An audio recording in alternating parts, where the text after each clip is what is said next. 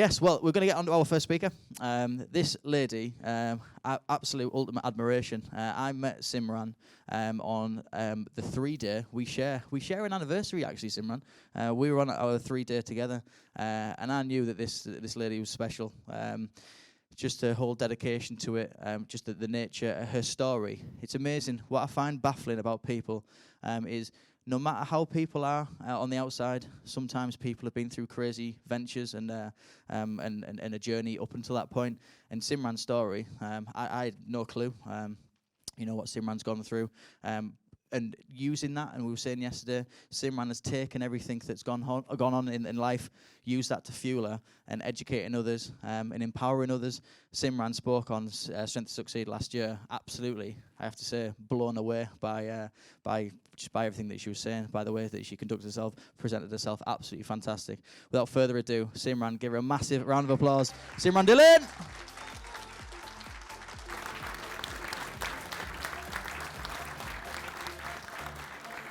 You.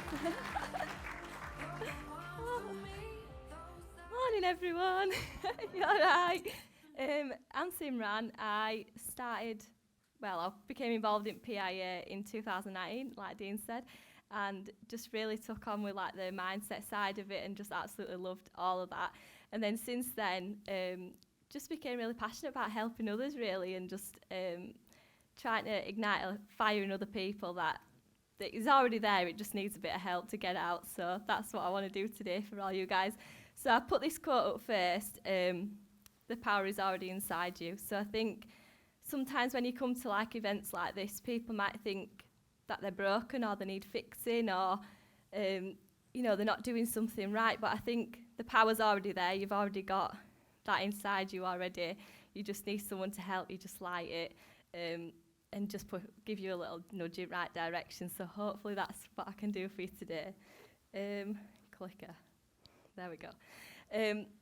I just want to start it off here. I know a few of you might know, but September last year, my mum actually took an overdose, and that's something we didn't really expect, to be honest. Just she had like quite a hard like upbringing and hard time through her life, but she always was someone who just got on with it, and really strong lady. She was like the person that everyone looked up to, everyone came to if they had problems, and she just sort of dealt with stuff. And I think she was going through a lot of stuff with my dad, finances, so she had quite a few stresses going on, and we knew that she weren't doing too well. We sort of thought, she's sad, she's not feeling too great. But then she did actually take an overdose, and for me that was just shocking. I just thought, how can someone get to that point where they actually feel like they don't want to be here anymore, and that's such a sad place for someone to be.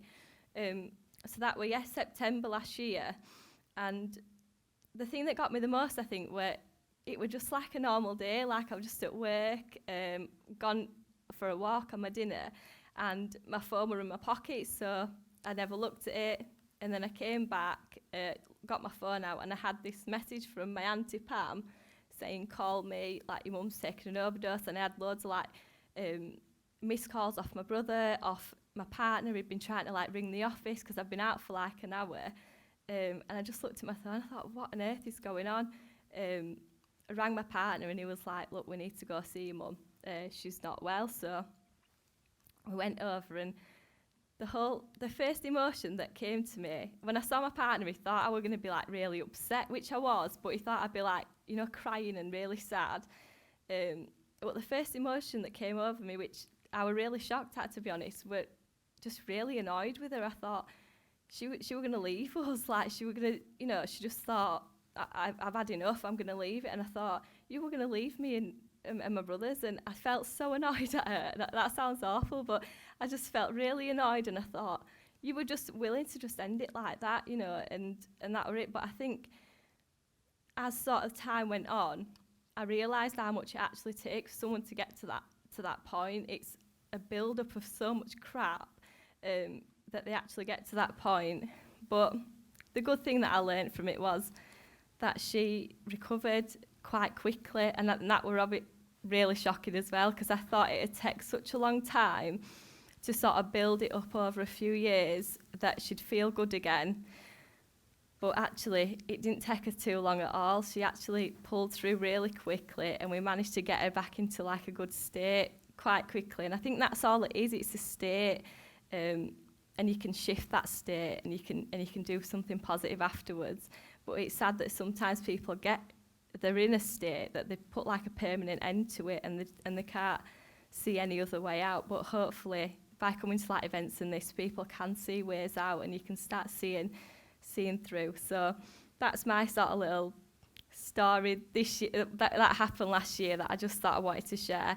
And yeah, she's doing really well now, so a little bit of hope for everyone that you can get through it. I always think a good place to start is try to look at childhood. So I listen to like a lot of podcasts and stuff, and a place they always start with people is childhood. What went on in childhood that might have been traumatic for you?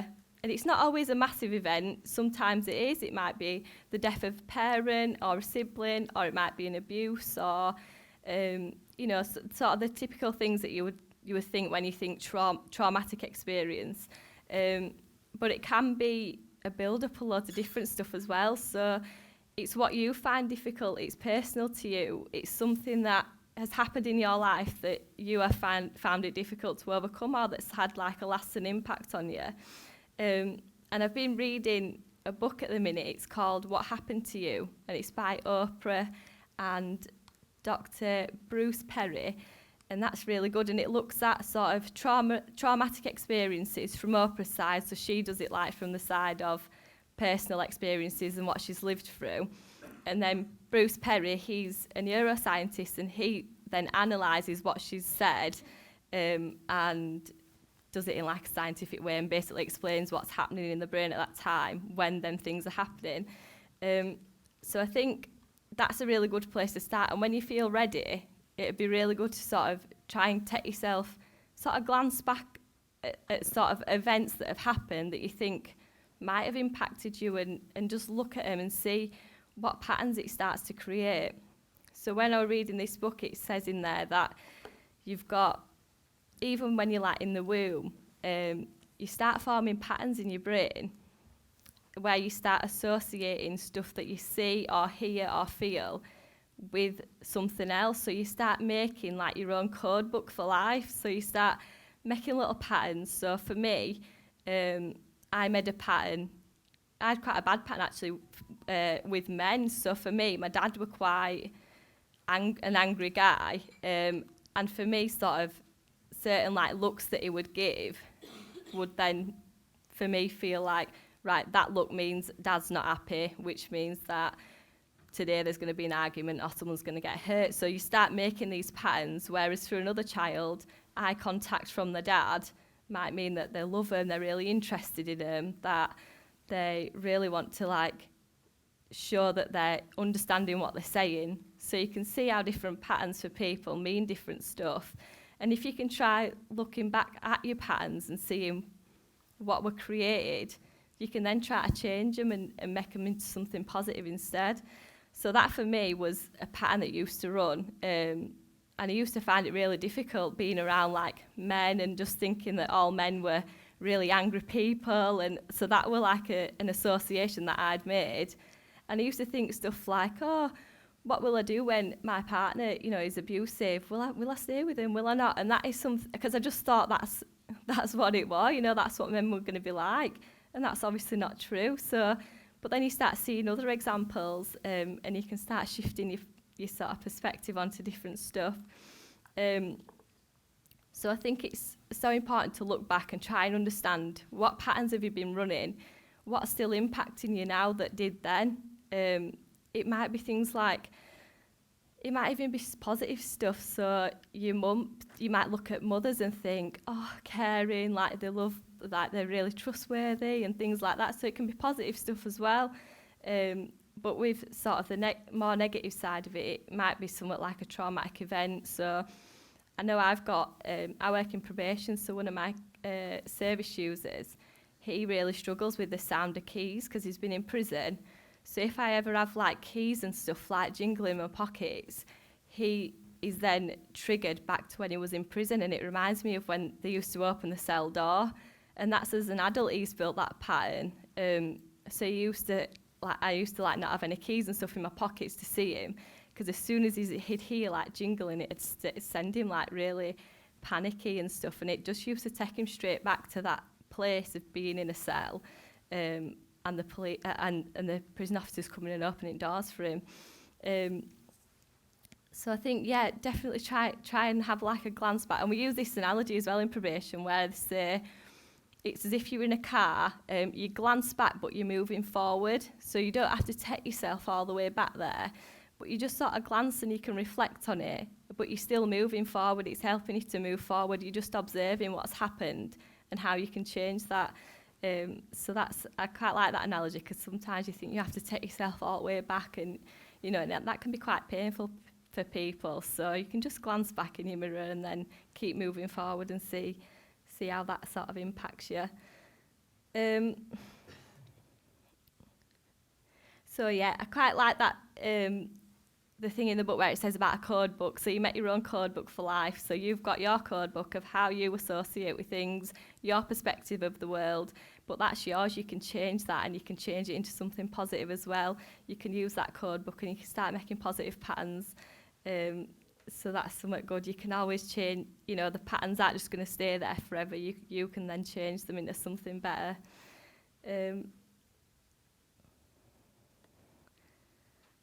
So the next thing, I just thought if we could have a few moments just to think about these questions. What patterns have you been running?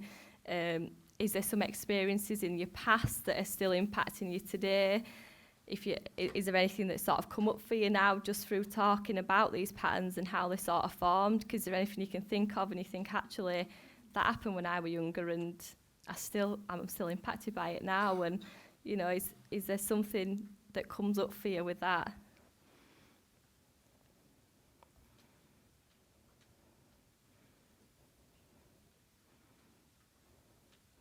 Does anyone feel brave enough to share anything that might have come up? No, it's okay.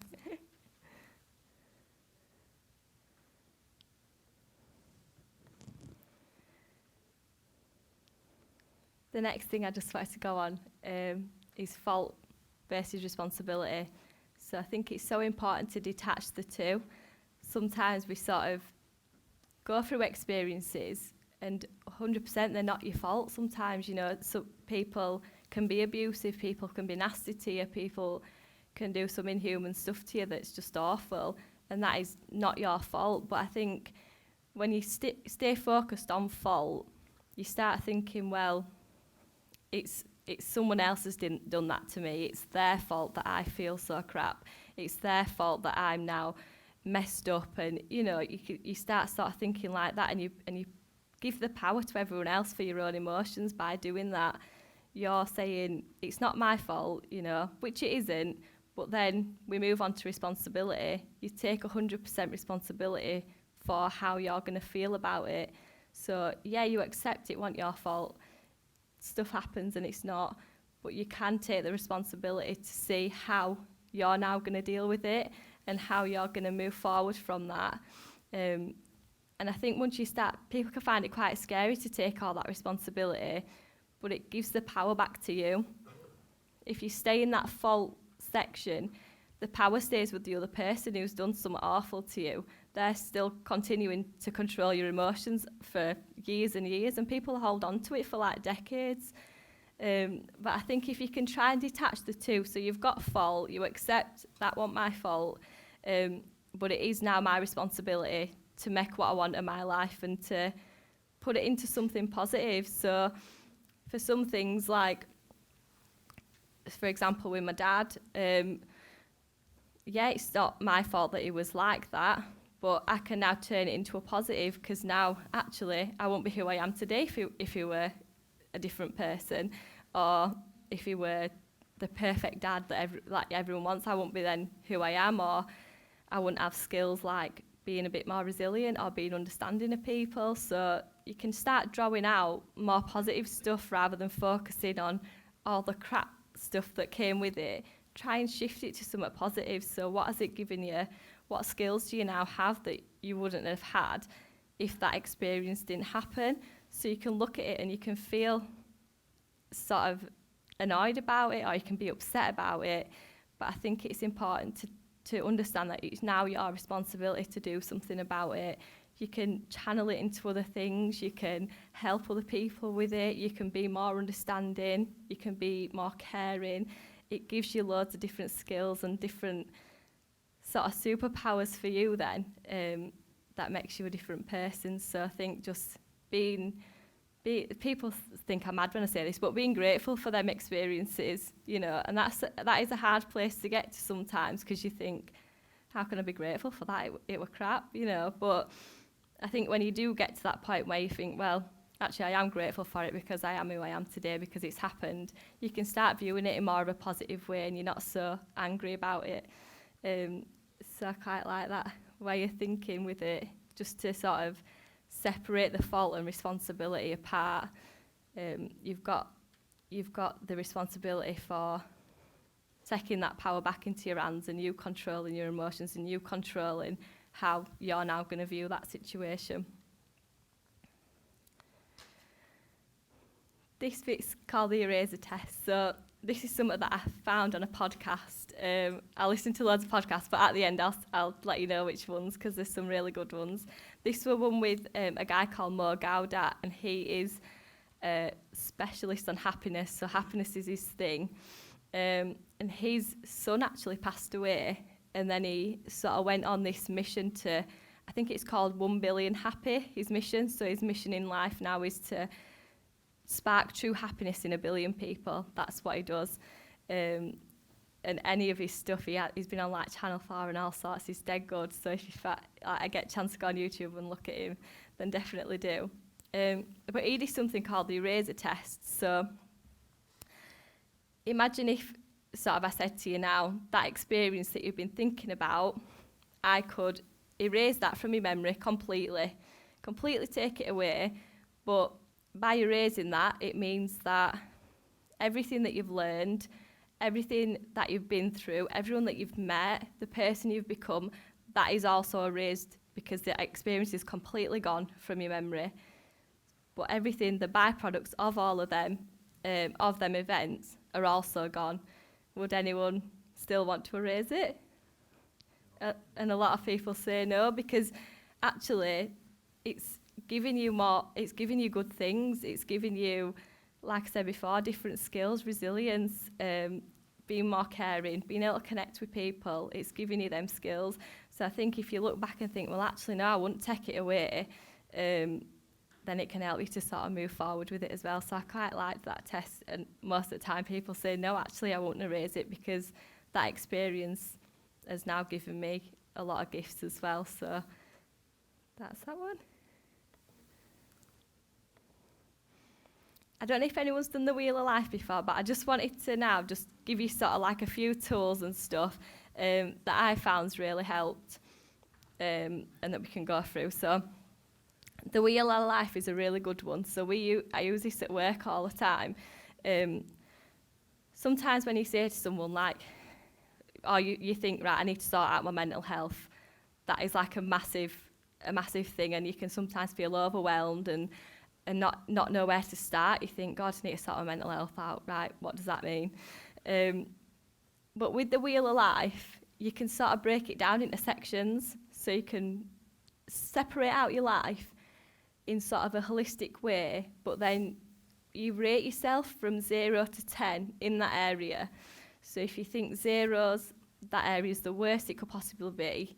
5, it's okay, but could make some improvements. And 10, it's the best it could be. So you do it for each area of your life. And then you sort of join them up, and you can see really clearly then which areas of your life you need a bit more support on, or you need to put a bit more time into. And I just find that a really good way to be able to break it down a bit and not look at the big sort of goal of, I need to sort out my mental health. And be able to just break it down, and then you can start working on the little stuff, because then when you think, right, physical health, right, could I maybe do a bit more exercise tomorrow? yeah, I could do that. Could I maybe eat another apple tomorrow, or, do something healthy like that, and then you can do little steps. And I often find that it's them things in your day, it's that little 1% that builds up, and it's either building up for you or it's building up against you, and you need to make it build up for you. So them little 1% every day, them little changes, they make such a huge difference. One day you might say, right, I'll eat an extra apple today. Next day, right, I might have two. Or, and you just start building it up. So that can really help. And it just breaks it down, I think, and stops you from feeling so overwhelmed. So I quite like that one. And as well, you can then review it. Like, you could go back to it in a few months and think, right, where would I rate myself now? And I think when you rate them as well, try and put a little explanation of why have you rated it that number. What is it that's going well? What is it that's not going so well and that you can work on? If it's up at a 10, what can you do to keep it at a 10? Or is there something that you're doing in that area that you can replicate in other areas and help it bring it all up so it's looking more rounded? But yeah, I do quite like that. And spirituality, sometimes when I do that side with some of my service users, they're like, oh God, I don't believe in any of that. But if you're not into all that, you can just sort of think of it as sort of purpose. Do you feel like you've got, like, you found a purpose? Do you feel like you're heading in that direction? I quite like Stephen Bartlett. I don't know if anyone listens to him, but he talks about your North Star. So having a North Star of happiness and you're heading in that direction. So any sort of decision that you make, it's in line with that North Star, whether it's relationships, whether it's your career, anything. You're making them decisions based on yours and other people's happiness. But your North Star could be anything, you choose what it is and you have it up there, and it's just every decision you're just aiming towards that North Star. Positive routine. So this is a massive thing for me. I think routine and your day-to-day has such a massive impact. And if you can start building a positive day-to-day routine, it just helps so much. That is your everyday, that is your life that is going past every single day. And you can start, like I was saying before, say if you had a goal of, right, I want to lose a stone, focus on what you can do today to get to that. So you've got like the goal of, I want to lose a stone. Right, let me look at the next step. So can I count my calories today, or can I do a run today? And you start building up the steps then to get to that one. But I think that's where your routine, and you won't see any changes if you don't change anything in your day-to-day routine. That's what I think matters the most, is what you're doing in that day. So another thing that I really like is thinking in a morning, having like a power hour where you're building your castle wall so high that anything that happens in the day, you can deal with it.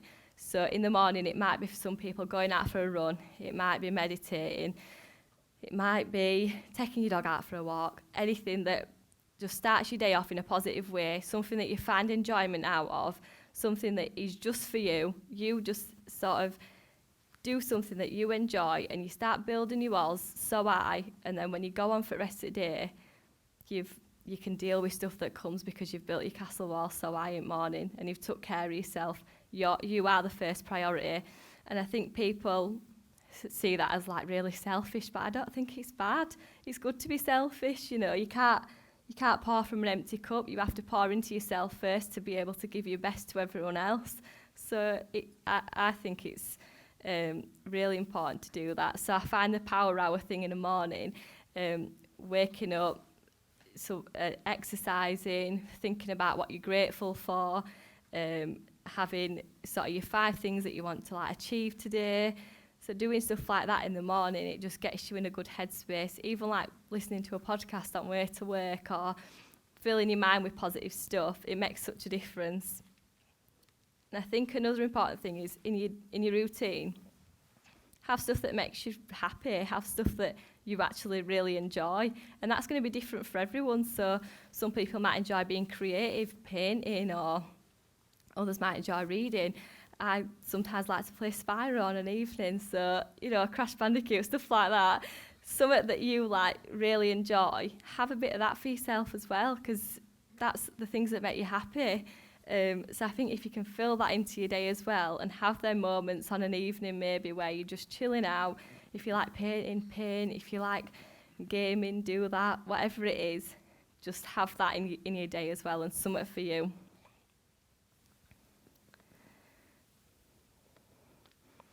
This is something I just learnt a few weeks ago, actually. So again, on another podcast. So it's with someone called Vicky Pattinson. I don't know. People might know. I don't know. But she used to be on Geordie Shore, and now she's like quite turned her life around, and she's like had to rebuild, like the persona of herself and rebuild the kind of person she is. And she's got a podcast where it's really good. And she mentioned this about numbering your days. So, and I found that really helpful. So you've got a number 4 day, so that's high energy. You've got loads of tasks to complete. You might have Zoom meeting after Zoom meeting. You're just busy. You need to be like full alert, high energy all day. Then you've got number 3. So it still requires high energy, but you've got a few breaks. So you might be able to like get a nice dinner, take dog out for a walk, however. Then you've got number 2. That's medium energy, so you might be like a Friday, so you've got half a day where you like got tasks and stuff to do, but then half a day you might just be chilling out, you might have a nice dinner planned with your partner, you might be watching some telly, so sort of like medium energy.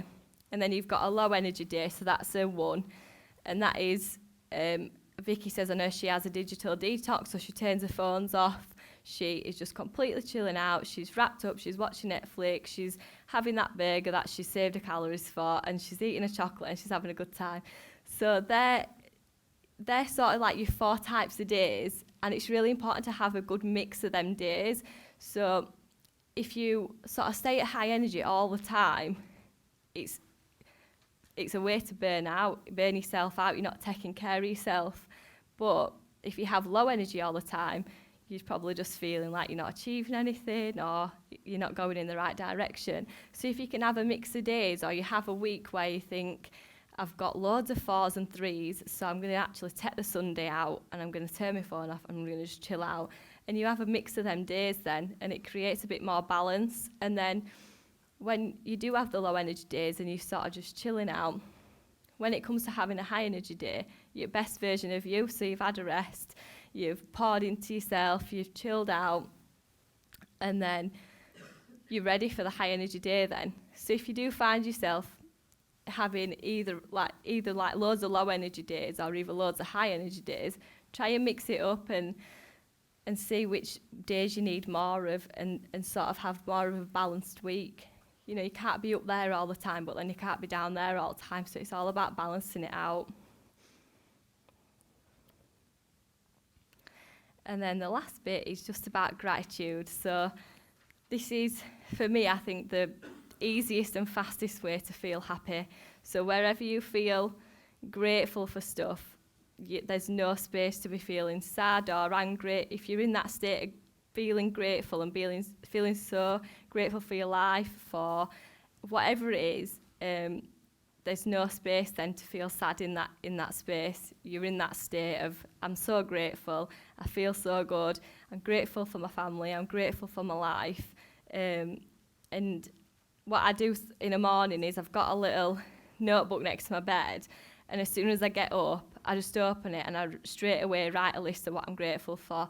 I'll just put, today I am so grateful for having nice food in cupboards, or today I'm so grateful for my partner, he's taught me this, that, the other, or today I'm so grateful that my mum's still here. And you just do stuff like that, and then it gets you in a space of feeling thankful for your life and feeling like, actually, I'm going to give it my best shot. I've got this life, and I'm going to give it my all and do whatever I can to sort of get to my best self and best version that I want to be. And I think as well, you can tune into that gratitude anywhere. So if you're feeling like you've had a really crap day, you can just just sit and like make a list of what you are grateful for, and it can get you back into a good space then. So, and you've got that inside you all the time. You just tap into it whenever you need it. You were born with it, so you just tap into it whenever you need it, and you can just get yourself into that state of feeling grateful. So yeah, that's everything from me. Thank you.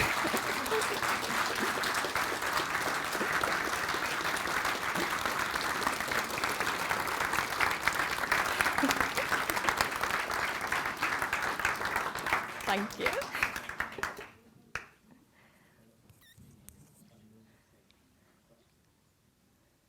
Simran, you're not getting out that easily.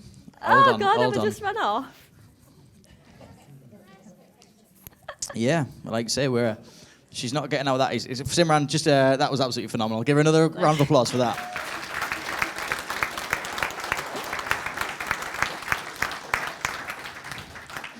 Again, from going from a standing start of coming along to an event, then for a couple of years later, coming presenting to people, just enlightening. And that's exactly what we were talking about yesterday. As Sadie delivered the discipline model, obviously the letter E, enlighten.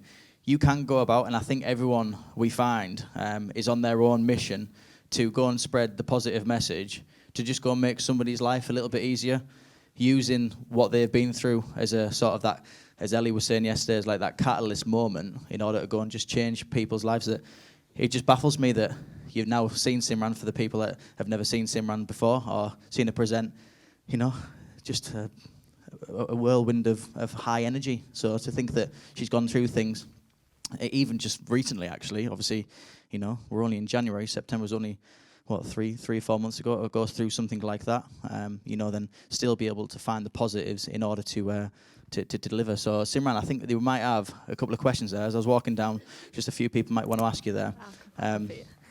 Is that yourself there? Specialist in happiness, what is his name? And also this guy who is North Star.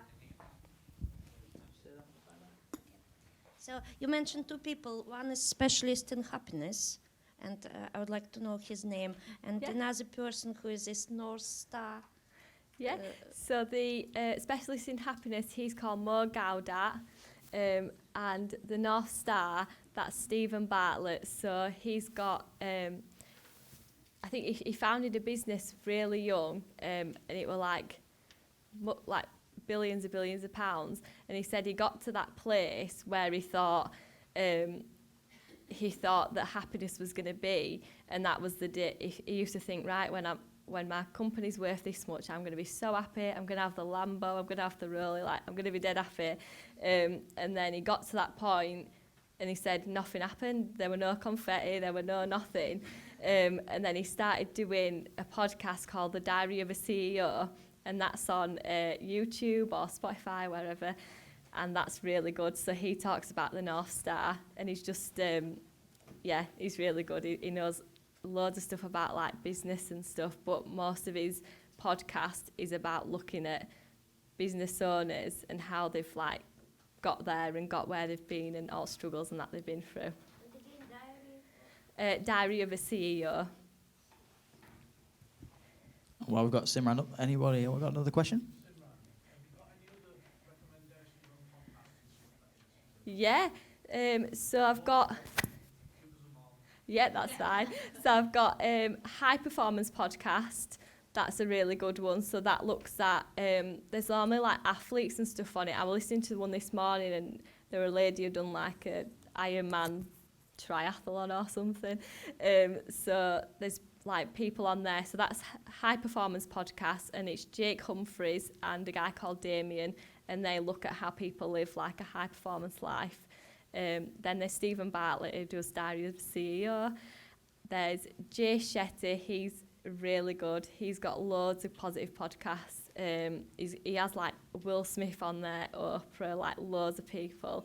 So that's a really good one. And there's another one that I enjoy, that's Elizabeth Day, and hers is called How to Fail, and she looks at where people have failed but actually come back from it and done really well. So she goes through like people's, what you would say is like failures, and then sort of goes back through that and try to bring out the positives in it.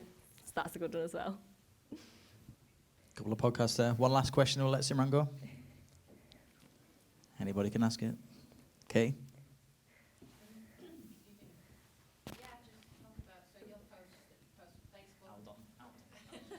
Thank you. So you post fantastic posts on Facebook, and you're always so positive and so helpful. Thank you. No, your energy for wanting to give to other people really comes through. So if there's people in the room that may be wanting to post more and share a bit more of their journey and help try and enlighten as many as they can, do you have any advice for them as to how they can kind of find their stride with what they want to post, and just kind of figure out that world, because it's a bit weird and a bit funny for people if they've never really done it before? Yeah, I think to be honest, this is something that I still like struggle with now. Like I post in like the property groups and stuff, but that's a safe space for me now. So that is something that I also need to work on, is posting it more on my own Facebook and to like other people. But I think I started off, I think first knowing what it is that you want to post and what is your purpose of posting. Is it to bring a bit of happiness to someone? Is it to educate people on something? So some people do like YouTube videos on painting and stuff like that. So what is the purpose of posting? And then once you've got that purpose, I think the right audience will come to that then. When you post it, the right people will be attracted to it. And I think it just takes a bit of bravery. Like you can sit on your phone and type it out. I've done this before, typed it out and thought, no, I'm not posting it. But then you just have to press send. And what I used to do was type it all out first in my notes, get like a picture or something, read it and think, is that going to help someone? Is that of value to someone? And then I used to post it, then I just used to chuck my phone and run off. And then come back to it. But there's always a positive response, you know, people will want to hear stuff like that. People want to sort of have positive stuff on the feed. I think especially now, like I can scroll through Instagram and you've got people in bikinis, you've got people with their mansions, you've got people, you know, and you're constantly comparing yourself to all these other people that look like they're living their best life and having this great time. And I think it's so hard. I've got a cousin who, she's only 13 and she really struggled with her mental health. And a lot of it was just being online all the time and comparing herself to everyone else. So I think if you can use your social media or platform to actually put something out there that's going against the grain a bit of all that, someone might be scrolling through it, looking and comparing themselves to all these people, and then yours might pop up and then they resonate with it, or they think actually, yeah, I'm going to follow more things like that. So I think that's a good thing to do as well. Give Simran a massive round of applause. Thank you.